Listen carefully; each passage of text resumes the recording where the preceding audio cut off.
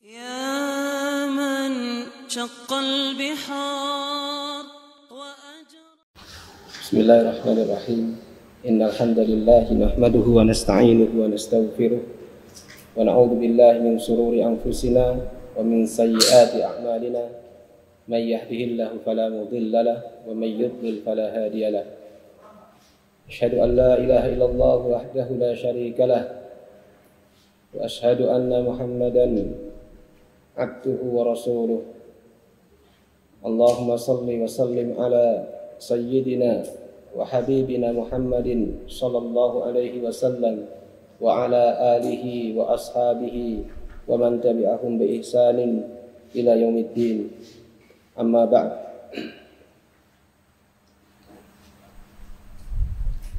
Ikhwana fiddin, a'azzani Allah wa iyyakum jami'an. Pada malam hari ini alhamdulillah kita dikumpulkan oleh Allah di dalam sebaik-baik majelis yang ada di dunia, yaitu majelisul ilm. Sebagaimana antum telah ketahui bahwa afdal majelis di dunia ini adalah majelis ilm. Yang kedua, kita bersyukur bahwa sampai saat ini kita dimudahkan oleh Allah untuk menuntut ilmu. Kita dimudahkan oleh Allah untuk menuntut ilmu, di mana banyak dari manusia tercegah dari menuntut ilmu atau terhalangi meskipun mereka punya keinginan, mereka punya hasrat, punya himmah, tapi karena sesuatu hal mereka terhalang dari menuntut ilmu. Oleh karena itu nikmat yang besar ini hendaknya kita syukuri. Ya, hendaknya antum bersyukur dengan nikmat menuntut ilmu.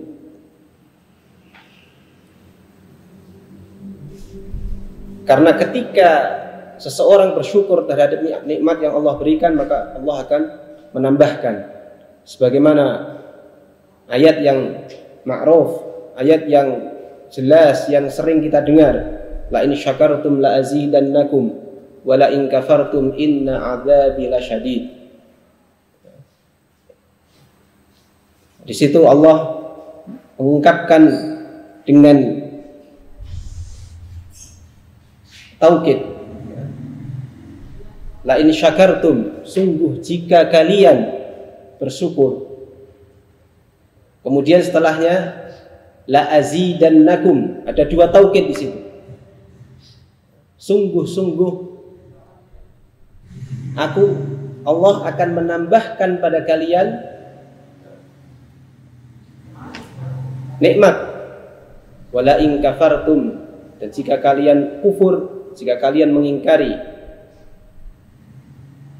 inna adzabi lasyadid, sesungguhnya azabku, hukumanku adalah sangat pedih. Dari sini maka seorang yang cerdas ketika mendapatkan nikmat, maka nikmat itu disyukuri. Bagaimana bersyukur? Bersyukur yang pertama dengan pengakuan di dalam hati bahwa nikmat tersebut berasal dari Allah.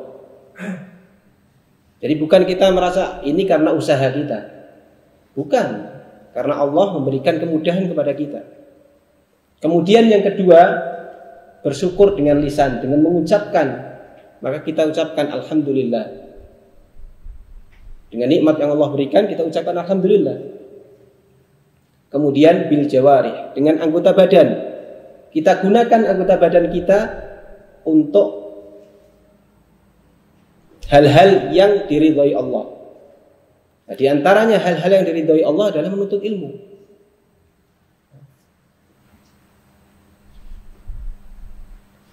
Kemudian pada kesempatan malam ini kita semua akan mengkaji ayat-ayat dan hadis dan perkataan para ulama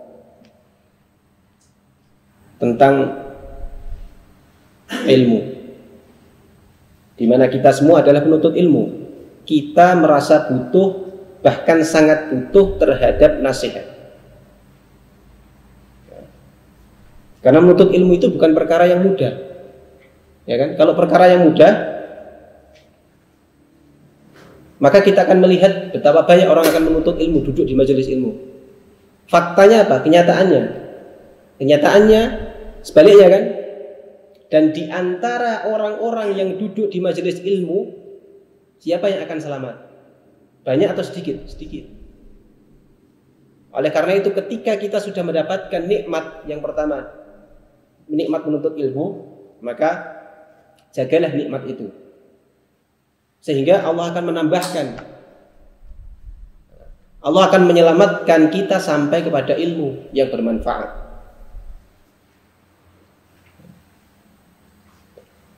Maka pada kesempatan ini kita semua adalah orang-orang yang merasa sangat butuh terhadap nasihat tentang ilmu.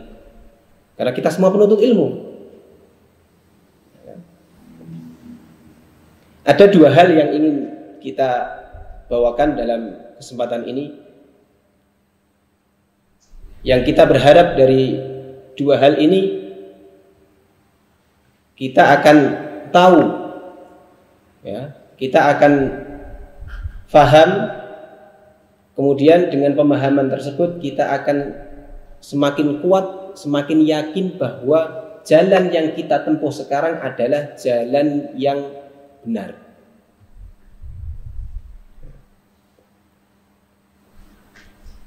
Yang pertama, kita akan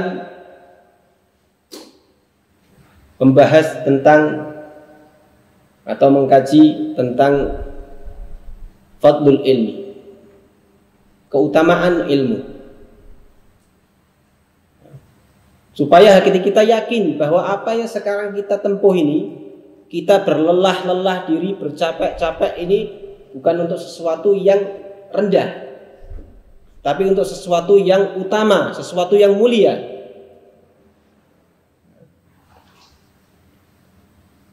Karena sebagian orang ketika dia melihat sesuatu yang sifatnya tidak kelihatan, gak akan yakin.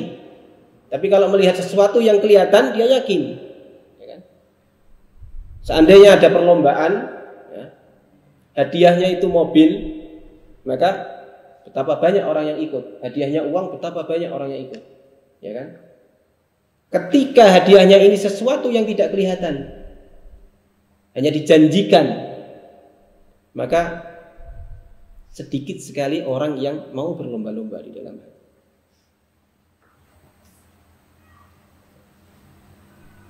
Jadi banyak hal tentang ilmu Allah memberikan balasan jannah. Rasulullah mengkabarkan kepada kita bahwa balasan untuk penuntut ilmu adalah jannah. Jannah kan nggak kelihatan, ya kan? Ketika tidak kelihatan, banyak orang yang sudah sampai di majelis ilmu, akhirnya apa? Pergi. Kita lihat berapa banyak setiap tahun penerimaan santri itu.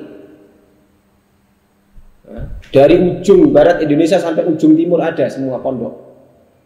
Ada ma'had ilmi ada. Harusnya setiap tahun yang keluar juga banyak kan? Kalau seandainya yang keluar banyak, kenapa masyarakat Indonesia ini masih banyak yang sakit? Sakit dalam tanda petik, sakit bukan sakit fisik. Apalagi sekarang sakit fisik dan sakit maknawi, sakitnya nggak kelihatan. Dua-duanya sakit luar dalam. Nah, sebenarnya sakit luar ini mudah, kan kelihatan. Sakitnya apa? Flu, diobati, beli obat, selesai. Ketika sakitnya ini sesuatu yang tidak terlihat, maka sulit pengobatannya. Ya, kan? Nah, kita harapkan dengan kita mengenal keutamaan ilmu, kita semakin yakin, semakin kokoh. Nah, kaki kita ini menetapi ilmu. Karena ilmu itu bukan sesuatu yang ringan. Ketika Allah mengkabarkan ya Yahya khudil kitaba biquwwah, mensifati kitab itu dengan apa? Dengan kuat. Suruh mengambil dengan kuat. Artinya apa? Bukan sesuatu yang apa? Sesuatu yang ringan. Inna sanulqi 'alaika qaulan tsaqila. Seperti qaulan tsaqila. Ilmu disebut dengan qaulan tsaqila, sesuatu yang berat. Ketika kita mau mengangkat sebuah batu, ya, batu kalau kita mau angkat, kalau dilihat batunya besar, kira-kira kita menyiapkan tenaga kok. Nah, sudah kita ambil pakai satu tangan saja, kan enggak? Kita siapkan tenaga benar-benar kalau perlu butuh bantuan. Nah, ketika ilmu itu disifati dengan qaulan tsaqila, dengan perkataan yang berat, maka penuntut ilmu sejak awal harus tahu bahwa saya ini akan mengambil sesuatu yang berat.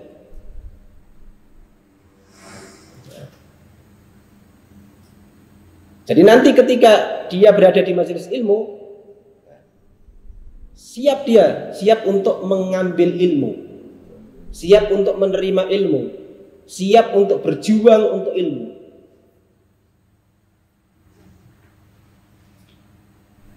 Nah, itu kita harapnya seperti itu.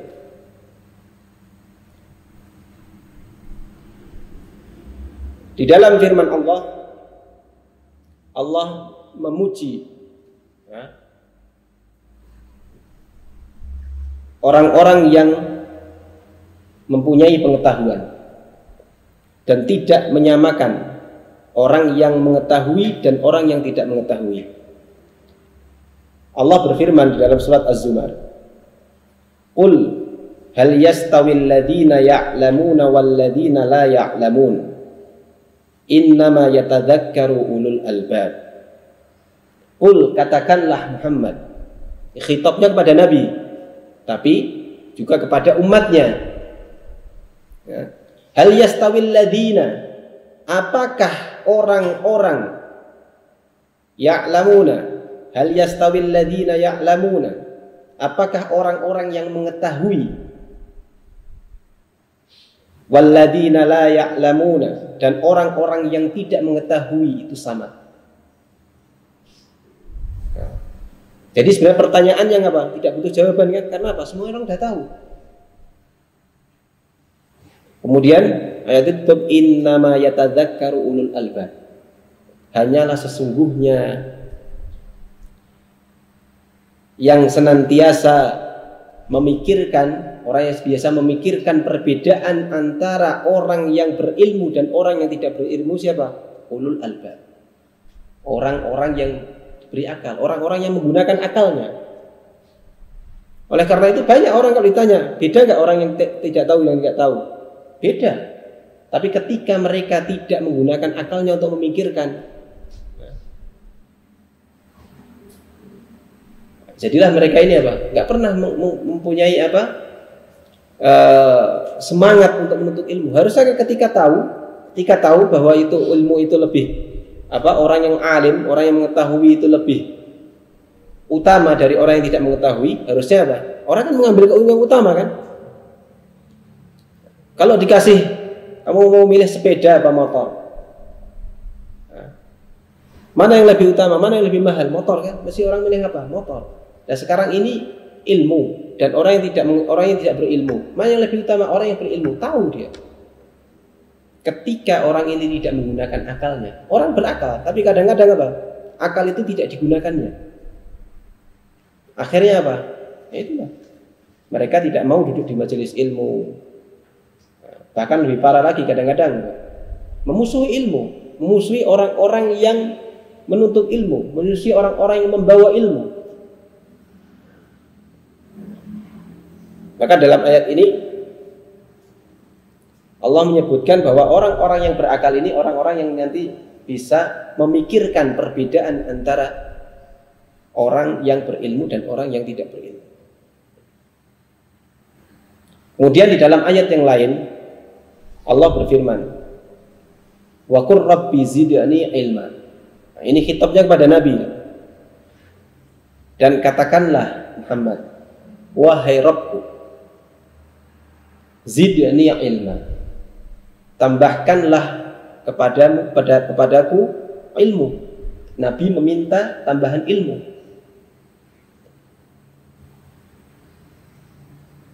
Maka di antara doanya Nabi, Di antara doanya Nabi yang diriwayatkan oleh Ibnu Majah, an Abi Hurairah radhiyallahu anhu qala, kana Rasulullah sallallahu alaihi wasallam yaqul, Allahumma anfa'ni bima 'allamtani wa 'allimni ma yanfa'uni wa zidni ilma walhamdulillahi ala kulli hal.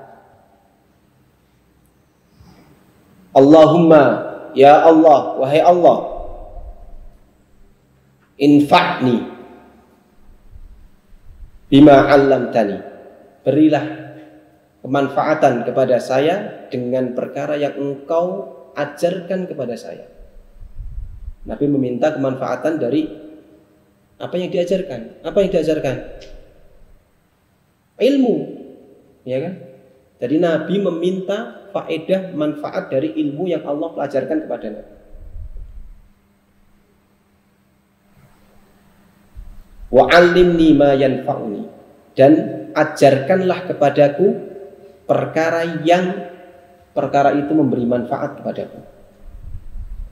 Dan Nabi minta diajarkan perkara yang memberikan manfaat, memberikan faedah. Maka sebelum kita belajar, lihat dulu apa ada faedahnya. Kebaikan untuk agama kita, kebaikan untuk agama, kebaikan untuk dunia. Lihat ada faedahnya enggak? Kalau enggak ada faedahnya, kenapa harus kita susah-susah payah belajar, mempelajarinya?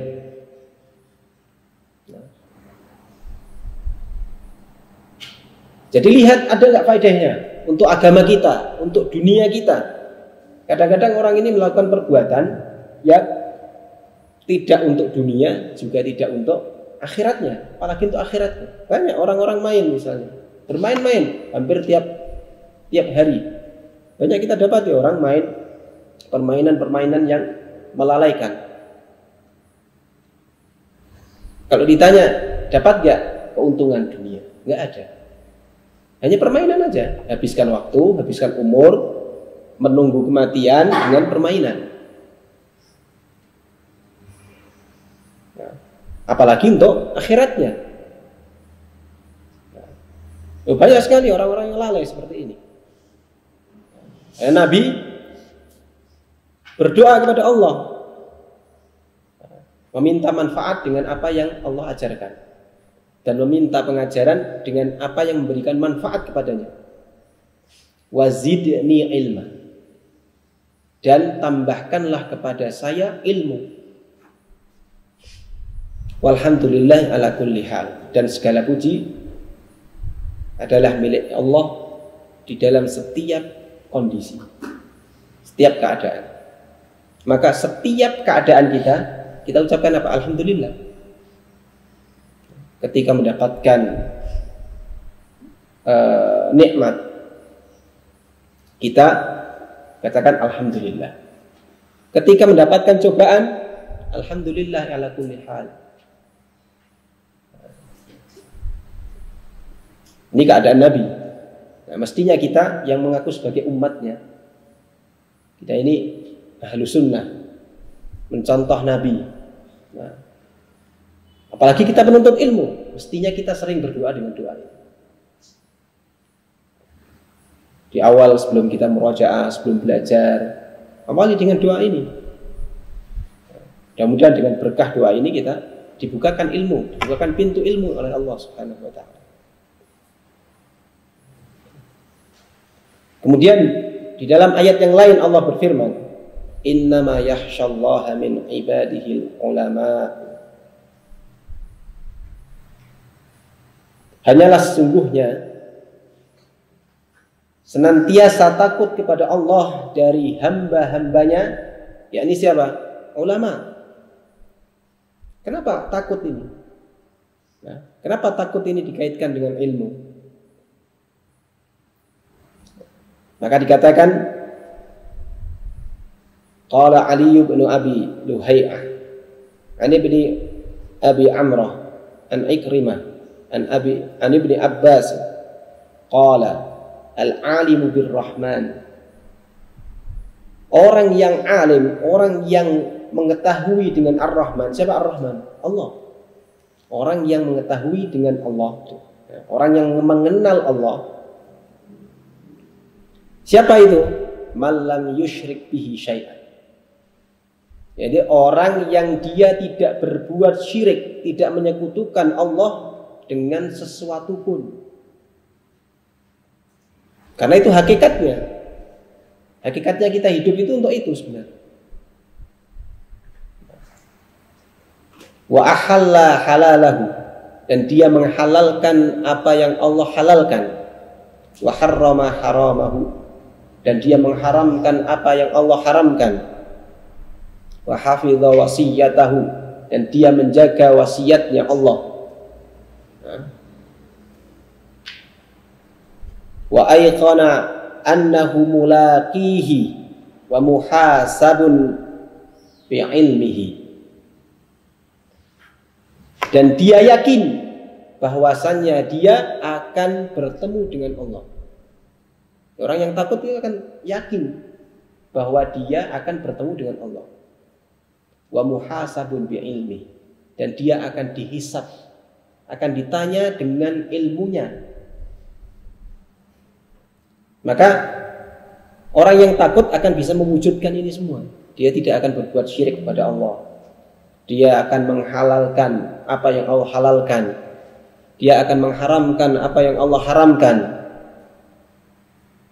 Dia akan menjaga wasiat-wasiat Allah, dan dia yakin bahwa dia akan bertemu dengan Allah.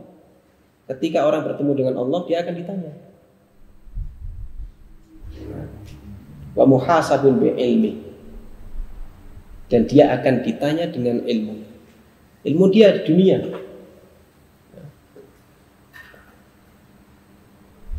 Kemudian khasyah itu apa? Berkata Sa'id bin Jubair, al-khasyatu hiyallati tahulu bainaka wa baina ma'siyatillahi azza wa jalla. Khasyah itu, nah, ini buahnya khasyah kan? Khasyah itu apa? Hiyallati tahulu bainaka. Khasyah itu akan menghalangi kamu, memisahkan kamu antara kamu dan maksiat. Jadi orang yang dia takut, ya, orang yang dia punya rasa takut kepada Allah, maka dengan rasa takut itu akan memberikan batasan antara dia dengan maksiat. Ya. Berkata Al-Imam Hasan Al-Basri, al-alimu man khasyiyar rahman bil ghaibi. Berkata Al-Imam Hasan Al-Basri, al-alimu, siapa orang alim itu? Orang yang alim adalah orang yang takut kepada Ar-Rahman, kepada Allah, bil ghaibi, ketika ghaib, ketika dia sendirian. Maka ketika banyak orang, Masya Allah, fulan ini orang yang takwa, dia menjaga di hadapan orang. Hakikatnya bukan di hadapan orang. Orang di hadapan orang malu, ya. Mau berbuat kesalahan ini malu, ya kan? Tapi kalau sendiri bagaimana? Nah, itulah hakikatnya khasyah. Hakikatnya takut kepada Allah ketika takut itu bisa menghalangi antara dia dan bermaksiat kepada Allah. Dalam keadaan apa? Ghaib, tidak ada orang yang lihat. Ya. Antara dia dengan Allah. Ketika dia mau melakukan maksiat, takut dia. Allah melihat saya, Allah mengawasi saya. Bagaimana ketika saya melakukan maksiat, kemudian datang malakul maut? Maka inilah hakikatnya khasyah. Kemudian Al-Imam Hasan Al-Basri melanjutkan, wa raghiba fi ma raghiballahu fihi, dan dia mencintai. Ini orang yang takut, dia mencintai pada perkara yang Allah mencintai di dalam perkara itu. Allah mencintai orang-orang yang membaca Al-Quran, maka dia pun mencintainya. Allah mencintai orang-orang yang sholat, maka dia pun melakukannya karena cinta kepada Allah. Wa zahida fi ma sakhitallahu fihi, dan dia menjauhkan diri dari perkara yang Allah memurkainya. Allah marah di dalam perkara itu. Allah tidak meridhai perkara yang mungkar, ghibah misalnya. Maka dia apa? Menjauhinya. Bukti bahwa dia apa? Khasyah, takut kepada Allah.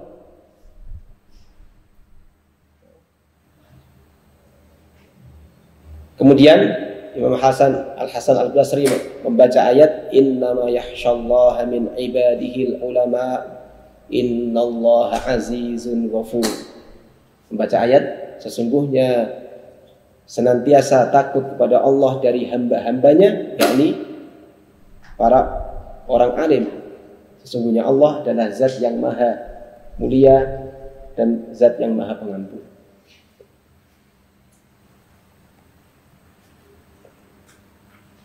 Bahkan berkata Imam Ibnu Mas'ud, sahabat mengatakan, Ibnu Mas'ud berkata radhiyallahu anhu, laisal ilmu an kathratil hadits. Tidaklah ilmu itu dengan banyaknya meriwayatkan hadis. Bukan ilmu itu bukan orang yang hafal sekian hadis. Oh, saya alhamdulillah saya hafal kitab ini, kitab itu, hadis ini, hadis itu. Bukan itu ilmu. Ini perkataan siapa? Ibnu Mas'ud radhiyallahu anhu. Laisal ilmu an kathratil hadis. Ini bukan berarti nah, kalau gitu kita enggak usah menghafal hadis. Bukan. Nah, bukan. Walakinnal ilma an kathratil khasyah. Akan tetapi ilmu itu apa? Orang yang memperbanyak rasa takut. Apa faedahnya misalnya? Orang yang mempunyai hafalan hadis yang banyak, hafal Al-Quran dan sebagainya, tapi tidak punya rasa takut kepada Allah. Hakikatnya itu takut itu. Ilmu itu hakikatnya bagaimana dia takut kepada Allah. Atau ilmu itu menjadi kapan ilmu itu bermanfaat bagi orangnya, bagi pemiliknya. Ketika bertambahnya ilmu, bertambah pula rasa takut dia kepada Allah. Maka kita perlu muhasabah. Oh, alhamdulillah saya sudah duduk di majelis ilmu 2 tahun, setahun, 3 tahun. Lihat, apakah rasa takut saya kepada Allah itu semakin meningkat? Apa stagnan? Tetap aja seperti itu. Atau justru malah menurun? Harusnya apa? Semakin meningkat. Karena bertambahnya ilmu, bertambahnya pengetahuan, bertambahnya wawasan, tahu dia. Ini dilarang oleh Allah. Ini dianjurkan. Tahu. Makanya mengherankan ketika penuntut ilmu itu, di awal menuntut ilmu, dia belum tahu banyak ini. Ibadahnya Masya Allah. Ketika tahu, ini hukumnya apa? Ini sunnah. Ahalah sunnah. Tinggalkanlah sunnah. Ini mengherankan. Nanti alasannya kan sunnah. Lah kalau sunnah, kenapa kamu gak mencintai sunnah? Banyak sekali menuntut ilmu ketika tahu hukum, belajar fikih, tahu perincian, ini hukumnya sunnah. Kemudian apa? Berdalil, ini kan sunnah.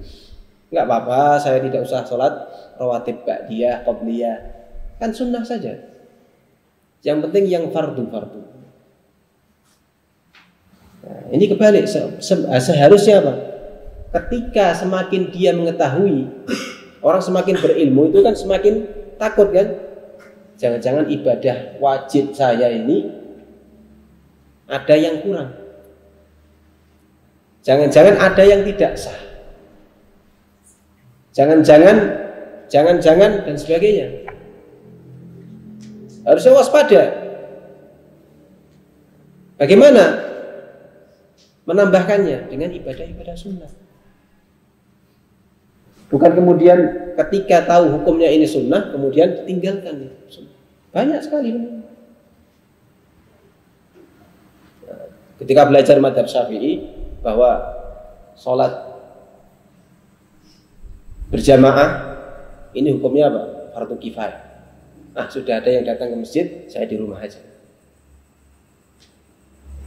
Nah, ini salah. Nah, harusnya apa? Harusnya diambil yang paling tinggi kan? Datangi, karena ada sebagian ulama yang mengatakan wajib ain. Jadi setiap orang wajib mendatangi sholat jamaah. Ada ulama yang mengatakan seperti itu, ada yang berpendapat seperti itu. Siapa tahu perkataan yang di madhab kita ini ternyata apa? Ternyata marjuh, tidak kuat. Yang kuat adalah perbuatan mewajibkan. Kita nggak tahu. Masalah fikih itu mabni ala dzan.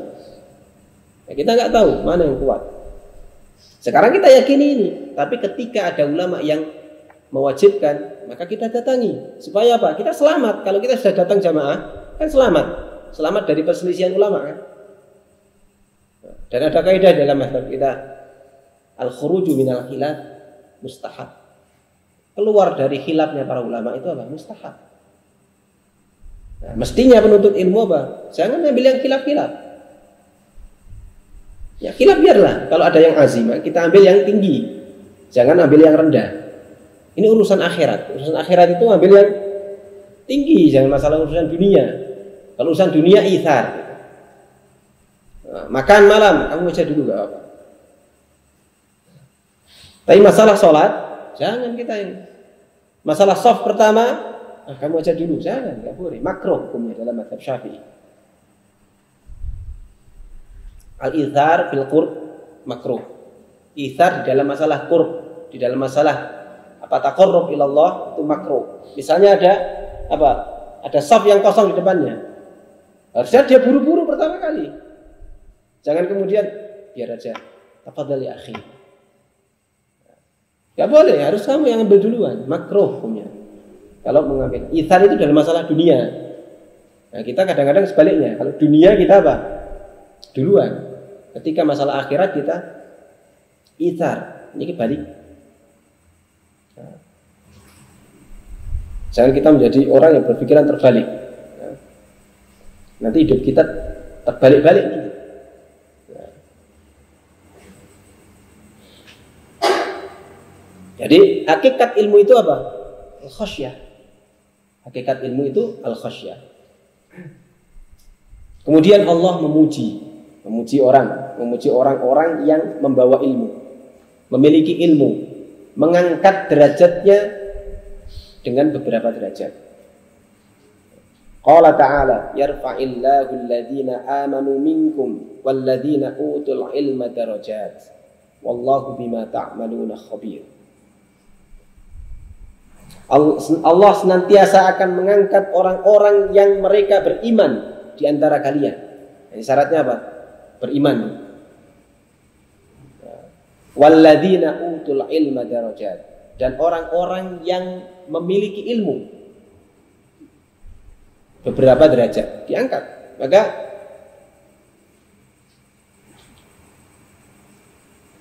ketika kita menggabungkan antara iman dan ilmu, ya, jadi harus dua-duanya. Orang berilmu tanpa iman, ya, dia akan apa? Sesat nanti. Iman itu yang akan menjadi apa? Menjadi benteng supaya orang itu tidak keluar dari kodratnya dia sebagai manusia, sebagai makhluk. Iman tanpa ilmu, ya, imannya dhaif. Iman kemudian didukung dengan ilmu, nanti akan kuat. Makanya para sahabat dulu belajar tentang apa? Iman dulu, baru kemudian belajar Al-Quran. Supaya apa? Al-Quran itu menguatkan iman mereka. Kunna nata'allamul iman, thumma nata'allamul Quran. Kami dulu belajar iman dulu, kemudian kami belajar apa? Al-Quran. Supaya apa? Supaya Al-Quran itu menguatkan iman mereka. Al-Quran itu kan ilmu. Nah, kita belajar supaya apa yang kita pelajari ini menguatkan iman kita. Nah, karena di akhir zaman iman itu berumur berapa? 1 hari, setengah hari. Kalau 1 hari itu 24 jam kan? Nah, iman itu umurnya setengah hari. Maka dalam hadis disebutkan adalah orang yang paginya beriman, sorenya kufur. Sorenya beriman, paginya kufur. Setengah hari umurnya. Maka ketika orang ini mempunyai iman dan imannya ini tidak dikuatkan dengan ilmu, hati-hati. Fitnah itu menyambar-nyambar. Fitnah itu digambarkan seperti apa? Gelombang lautan. Kalau kita lihat gelombang lautan itu apa? 1 kali datang itu aja. Susul menyusul dia.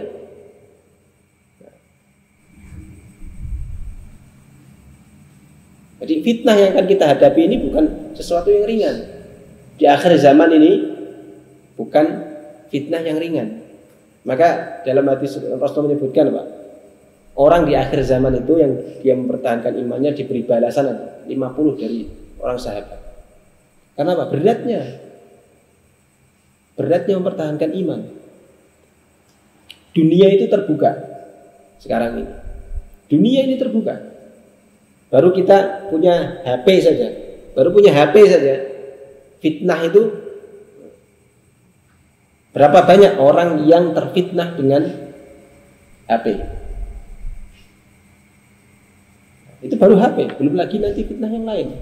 Belum lagi fitnah perempuan, belum lagi fitnah harta, fitnah tahta, kedudukan, jabatan. Sekarang orang menghalalkan segala cara untuk mencapai. Hati-hati, ketika orang tidak membentengi diri dengan ilmu, hati-hati dengan imannya. Hati-hati dengan imannya. Dalam ayat ini Allah memuji orang-orang, mengangkat derajat orang-orang yang beriman dan berilmu. Harus dua-duanya, beriman dan berilmu. Beberapa derajat. Wallahu bima ta'maluna khabir. Dan Allah dengan perkara yang kalian kerjakan khabirun, maha mengetahui.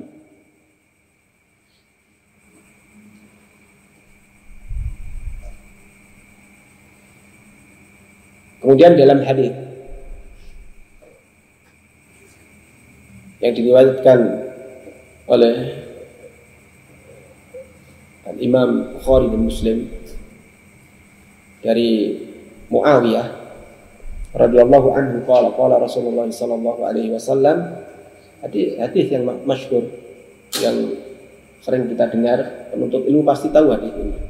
Man yuridillahu bihi khairan yufaqihu fiddin.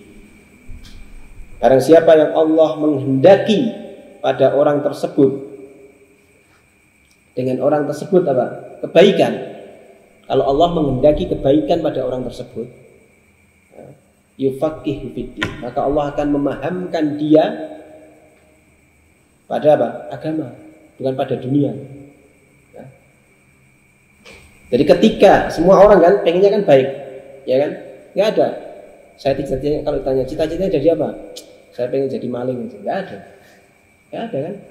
Saya pengen jadi perampok, pengen jadi ini, nggak ada. Saya pengen jadi koruptor, nggak ada. Hatta yang sekarang terjatuh dalam kasus korupsi, apa ada sejak dulu kalau ditanya cita-citanya apa? Koruptor, nggak ada.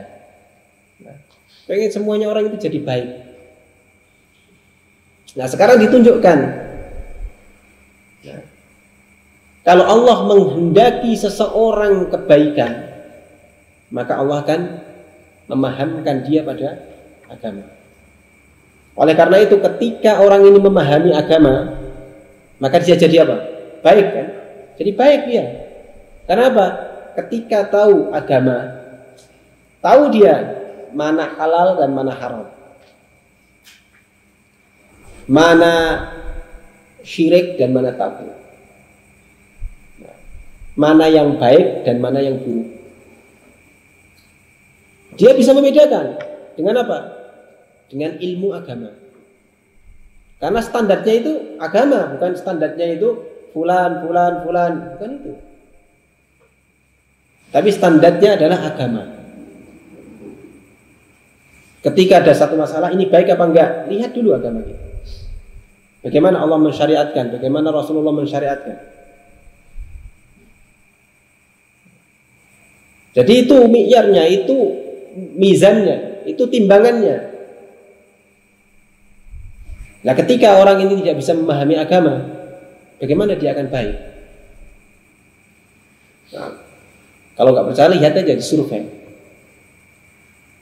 Datang ke penjara, ya, orang-orang yang terkena kasus-kasus pembunuhan, kasus-kasus pemerkosaan, kasus perzinahan, kasus ini dan itu, coba ditanya masalah agama.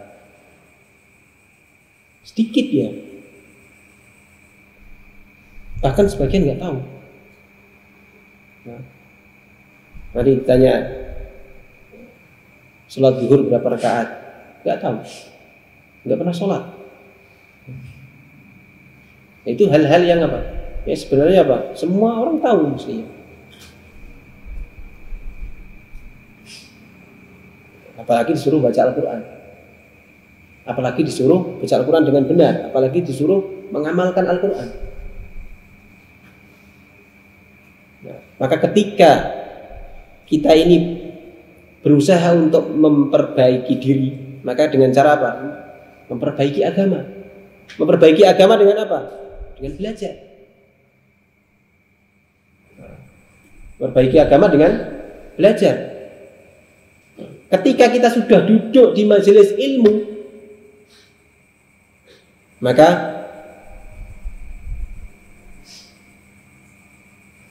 bersemangatlah. Pahami benar hakikat ilmu, hakikat keutamaan ilmu. Kita duduk di sini bukan di tempat yang salah. Oh, rasanya itu capek, rasanya itu pantat ini kalau udah duduk baru 20 menit itu panas gitu. Rasanya itu pengen keluar aja dari masjid. Saya itu pengen ngobrol aja. Wah, kalau ngobrol itu udah atas 1 jam itu pantatnya nggak ada panas-panasnya. Nggak ada, dingin aja. Nah, nyamuk pun nggak akan pengaruh, ngobrol aja. Tapi kalau baru belajar, sana nyamuk ini ganggu kita belajar. Nah, ya itulah perjuangan. Nah, surga itu tidak diraih dengan apa? Dengan santai-santai, nggak ada. Apalagi ilmu kan? Al ilmu la yunalu birahatil jasad. Ilmu itu tidak dicapai dengan mengistirahatkan tubuh. Lah kan tubuh punya hak, dia punya hak. Tubuh punya hak. Tapi berilah haknya aja. Jangan banyak-banyak. Sehingga kita bisa menjamak, bisa mengumpulkan antara tubuh punya hak, otak saya, hati saya ini juga punya hak. Kalau tubuh makanannya itu nasi, minumnya air, maka hati kita ini juga butuh makanan. Jangan dikira hati kita nggak butuh makanan, butuh makanan. Loh, kok saya nggak pernah kasih makan? Nah, itu salah kamu, nggak pernah kasih makanan. Ya sudah, nanti kita ke warung makan, kasih makan hati. Harus paham, inilah tempatnya cari makanan hati itu di sini. Dengan duduk di majelis ilmu, menghadapi kitab, menghadapi Al-Quran, Sunnah, baca, dipahami. Dengan pemahaman, dengan penjelasan dari para ulama. Itu memang seperti itu. Menuntut ilmu itu menghalangannya itu banyak sekali. Ya kita harus bersabar. Bersabar dengan keadaan kita saat ini. Karena apa? Karena kita tahu. Kita tahu kan orang yang sekarang ini mendulang emas itu, cari emas itu kadang-kadang seharian mereka itu dalam air itu seharian. Jangankan emas, orang yang nyari pasir di sungai itu loh. Pasir itu kan nggak ada emasnya. Nyari pasir itu loh. Saya kemarin lihat waktu pulang itu di sungai mana itu? Ya sekitar sini aja di Pantura ini. Pertama dia ambil nafas dulu, ke bawah, masukkan tangan ke bawah, dia apa? Ambil pasir. Habis itu diangkat dengan berat, bawa ke sini. Sedikit demi sedikit, masukkan ke tempatnya, kemudian dibawa. Itu baru apa? Pasir. Nah, sekarang kalau ilmu itu gimana? Ya kalau mereka ini berlelah-lelah untuk dunia, sedangkan kita ini berlelah-lelah diri untuk akhirat, mana yang lebih utama? Mana yang lebih mulia? Orang yang berlelah-lelah diri untuk akhirat. Karena Allah mensifati akhirat ini lebih utama. Wal akhiratu khairun wa abqa. Dan akhirat ini lebih baik dan lebih kekal. Kalau orang mencari dunia ini kekal apa fana?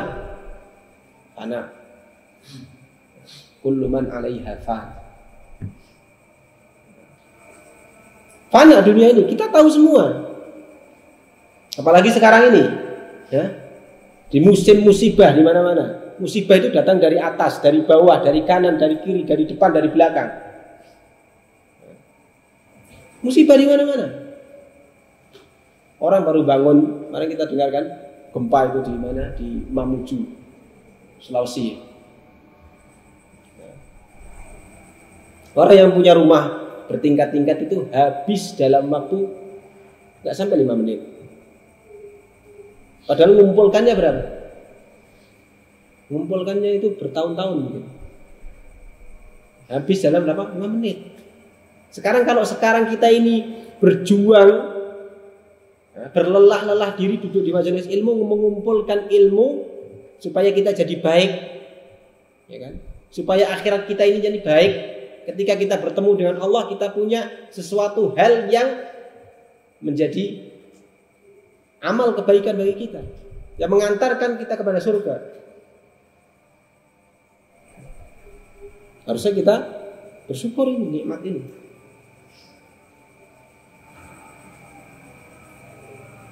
Nah, demikian sebenarnya masih banyak ini yang perlu kita baru satu aja belum selesai.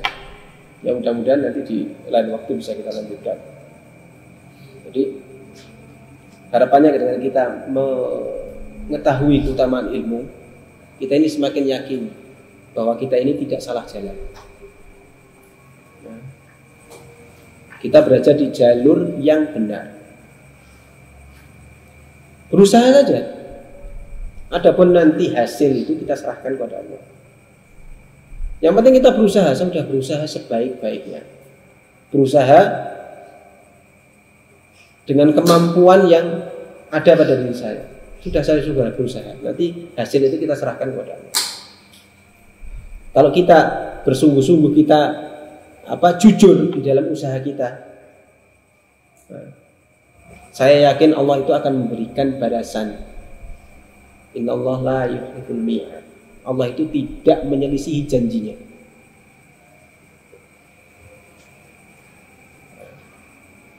Maka itu kita sebagai penuntut ilmu, saya dan antum, bukan hanya antum saja, saya itu juga butuh. Kita kan penuntut ilmu. Meskipun saya sekarang berdiri di sini, nggak ada. Semua orang ini butuh ilmu. Kapan selesainya? Ya, nanti ketika kita masuk ke liang kubur selesai. Ya, itulah saatnya kita istirahat. Istirahat panjang. Nggak hanya setengah jam nanti istirahatnya. Bertahun-tahun. Bertahun-tahun nanti istirahatnya. Maka sekarang waktunya kita bekerja.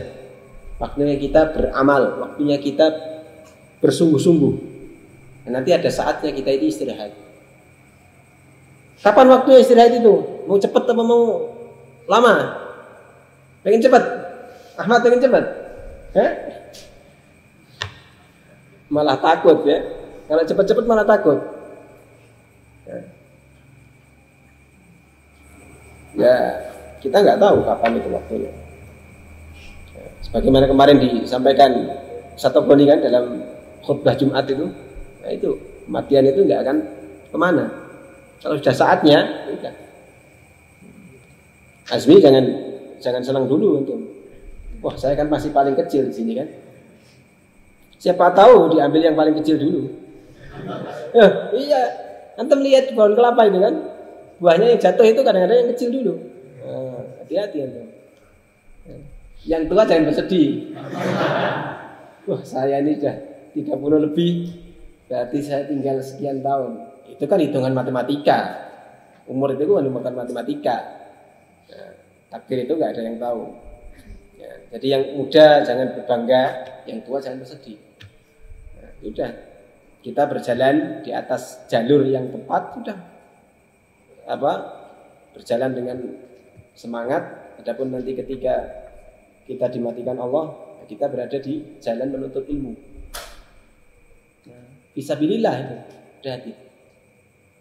Demikian, kurang biasa maaf. Bila taufiq wal hidayah. Assalamualaikum warahmatullahi wabarakatuh. Subhanallah wa bihamdihi. Asyhadu an la ilaha illallah.